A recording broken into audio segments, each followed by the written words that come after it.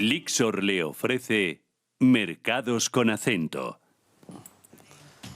Bueno, estamos ya aquí con Pedro Coelho, Head of ETF Iberia Latinoamérica de Lixor Asset Management. Bienvenido. Gracias, ¿qué tal? Gracias por venirte al plató. Que la normalidad es la buena. Un placer. Bueno, estamos viendo en todo este contexto económico que la parte de ODS, que la parte de sostenibilidad es lo que nos puede rebajar un poco tensión, es lo que nos puede liberar en determinadas inversiones. Sin embargo, hemos visto en la semana cómo las emisiones de efecto invernadero, sobre todo volviendo después del coronavirus, son clave fundamental también para entender cómo se está volviendo a esta nueva normalidad o normalidad económica. ¿Cómo lo estáis viendo desde Lixor? Bueno, tenemos de flujos, que siempre empezamos por este dato que es muy importante para entender lo que pasa en el mercado, y los flujos de ETF son muy transparentes, muy rápidos de analizar. En términos de flujos, es verdad que las últimas 2 semanas ha bajado un poco el ritmo de entradas en ETFs europeos. Tuvimos un post-verano muy fuerte, con entradas semanales entre los 3 y 4 mil millones de euros. Las últimas 2 semanas hemos bajado un poco a 1.500 millones, aunque estamos todavía hablando de entradas netas. Lo que ha un poco desacelerado este ritmo ha sido entradas menos fuertes en renta variable, sobre todo renta variable norteamericana, donde estas entradas que suelen ser, que habían sido muy fuertes en las últimas semanas, meses, pues han bajado bastante.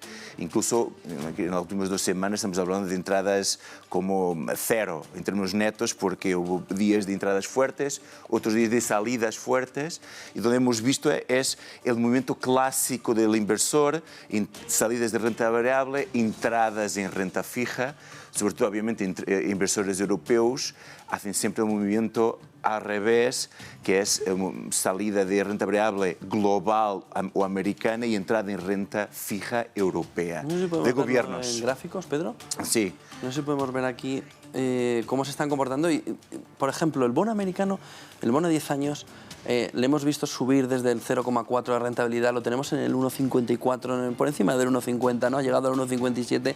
¿Es esa la clave fundamental también de rentabilidad en el bono a 10 años para que parte de esa inversión se esté yendo a la renta fija? Claro, además, el bono a 10 años es un indicador fuerte del estrés en el mercado de renta variable, en el sentido de que obviamente es una respuesta a lo que pasa en todos los otros mercados, para equilibrar una vez más flujos y diferentes pues, velocidades o ritmos de demanda y oferta y demanda entre las distintas clases de activos. Es verdad que estamos en este momento, últimas 2 semanas sobre todo, estamos bajo una volatilidad grande en mercados de renta variable por distintos factores. Pues acabamos de tener elecciones en Alemania, el tema de Japón también, las elecciones en breve van a tener un nuevo primer ministro. Todo lo que pasa con China y con Evergrande y las distintas ramificaciones que eso tiene, todos esos puntos de estrés se ven reflejados en el mercado tanto de renta variable como de renta fija. La subida del bono tiene del rendimiento, la TIR del bono tiene otro resultado, que siempre está constante lucha en el mercado de renta variable entre value y growth. La subida de las TIRs es más, o beneficia más el value, porque beneficia más sectores como el sector financiero, y perjudica más sectores como el sector tecnológico, y siempre está esta constante lucha entre value y growth también en términos de renta variable global. Pero en términos de flujos, para contestar a lo que me has preguntado primero, en términos de flujos, en Europa los flujos siguen muy fuertes a ESG. Los flujos siguen muy compartidos o repartidos entre activos tradicionales, como más o menos los 50% de los flujos que hemos tenido este año han ido a ese tipo de activos, y activos ESG, que los restantes 50% de los flujos que hemos tenido han ido a ESG. Y esa tendencia se mantiene, esa tendencia también es indicador de que hay mucha demanda y sigue habiendo mucha demanda por ESG. Ahora, hay distintos tipos de ESG y hoy me gustaría hablar sobre un tipo que es un tipo más especial dentro de la ESG, que realmente yo creo que se habla todavía poco. Es verdad que en estos temas de ESG pues hemos empezado por hablar de algo más sencillo y más fácil de entender y con un track record más largo, pero ahora entramos en una fase que tenemos que empezar a hablar del ESG 2.0, que en nuestro caso yo creo que lo podemos llamar que son las estrategias de cambio climático. Y eso es muy interesante.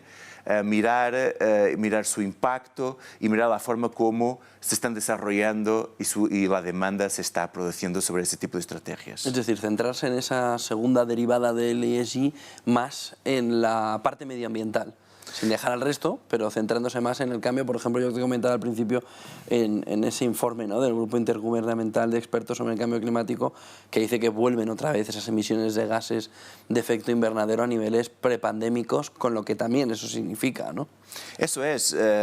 Tenemos datos muy curiosos que salen de ese informe y que sustentan un poco la demanda que empieza a verse en el mercado sobre este tipo de estrategias.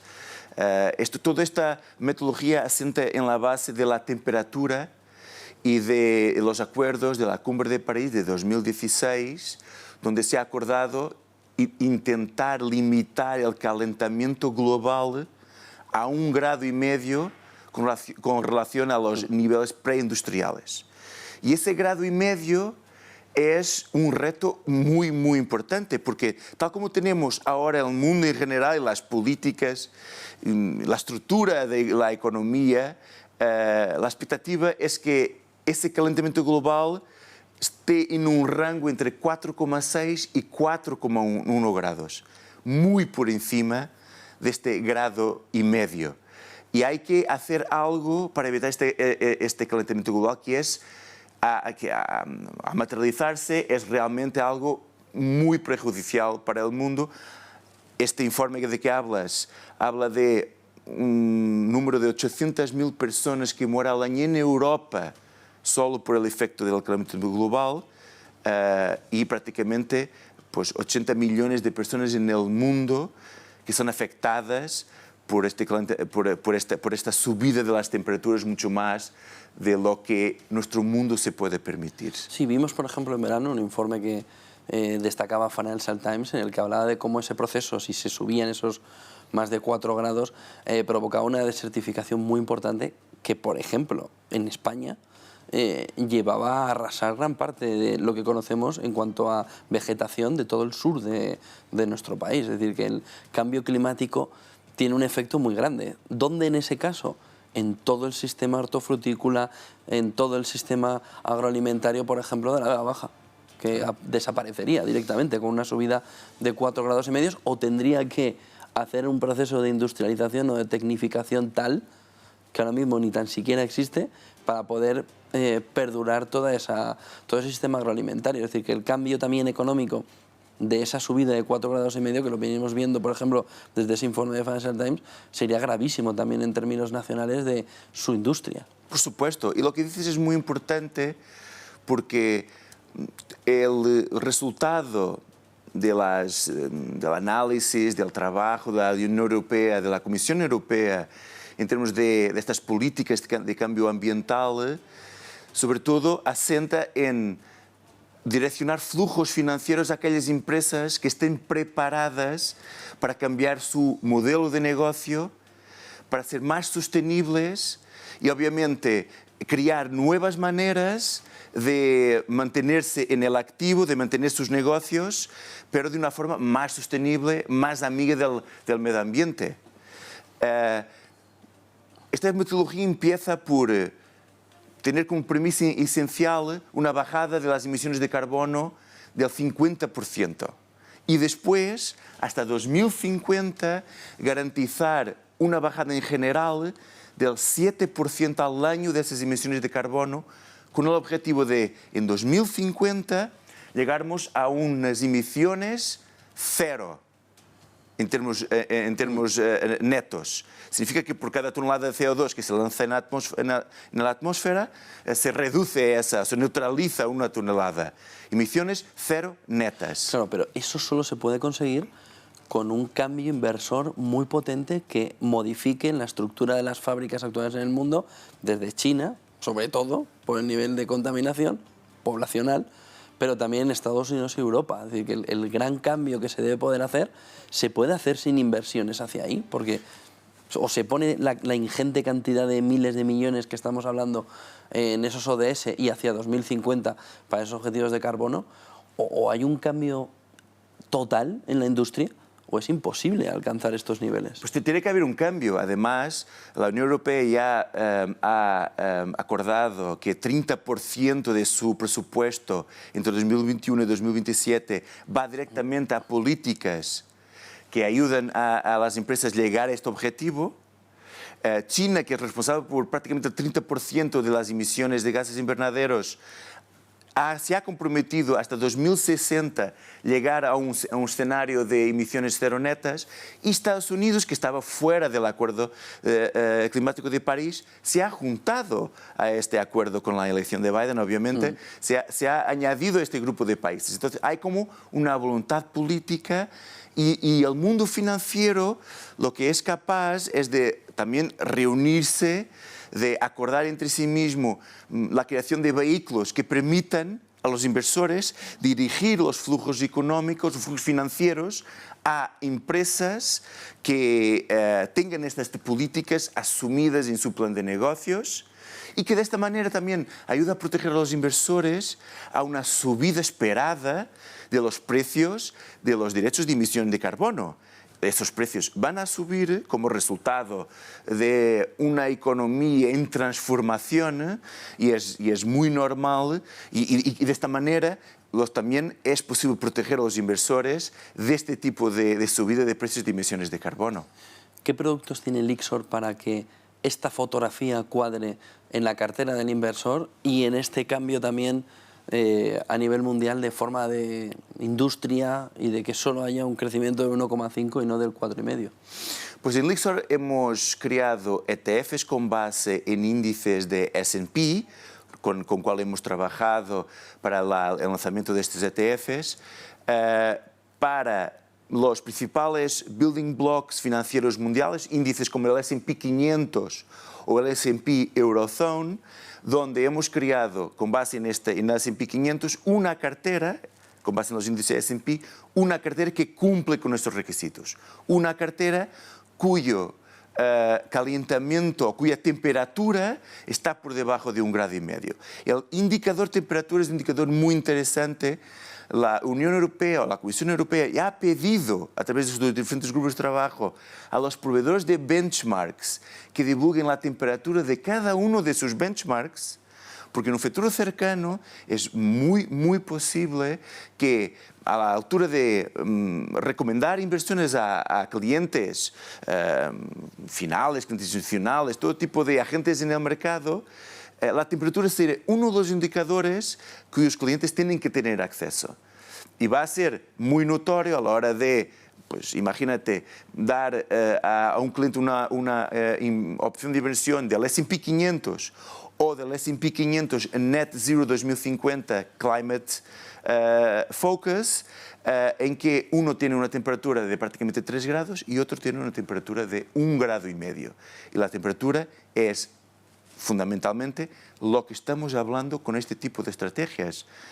Crear una situación donde nuestra inversión también esté alineada con nuestros intereses como residentes en este mundo, de evitar que este calentamiento global pase 1,5 grados, y con eso pues crear condiciones para que las generaciones futuras tengan un sitio para vivir y para hacer sus actividades. Es decir, el inversor tiene que meterse en la cabeza que parte de las inversiones estarán en el corto plazo relacionadas también en esas empresas y en los índices con la subida de la temperatura. Va a haber una manera de medirlo y va a haber una manera de entenderlo, ¿no? Nosotros ya en nuestra web damos esta información de todos nuestros ETFs, cuál es la temperatura que cada uno tiene, tanto ETFs ESG como ETFs tradicionales, que replican índices ESG o índices tradicionales. Creemos que es un dato fundamental a la hora de elegir una inversión o montar una cartera diversificada de inversiones. No estamos con esto diciendo que la rentabilidad o la volatilidad de las inversiones deja de ser importante. No, la temperatura es un indicador más en paralelo con los otros indicadores y tampoco tenemos que sufrir o tener que soportar pérdidas eventuales o menos rentabilidad que eventualmente tienen los índices tradicionales. Nuestro S&P Eurozone y S&P 500 este año tienen rentabilidades superiores a los índices tradicionales. Y eso es también, yo creo, un estímulo importante a la hora de elegir este tipo de inversiones. Pedro Coelho, Head of ETF Iberia Latinoamérica at Lixon Asset Management. Interesantísimo. Gracias. Verlo. Hemos estado viendo también los gráficos. Me queda con ganas de preguntarte algo más, sobre todo de esta histórica, ¿no? De cómo va avanzando. Gracias, Pedro. Buen día, buen negocio. Y gracias por ponernos el foco y sobre todo que para el inversor va a ser muy importante empezar a entender esa temperatura en las inversiones que estáis desde Lixon empezando a hablarle al mercado de la importancia que tiene y que sois otra vez de los primeros, de los pioneros en hacerlo.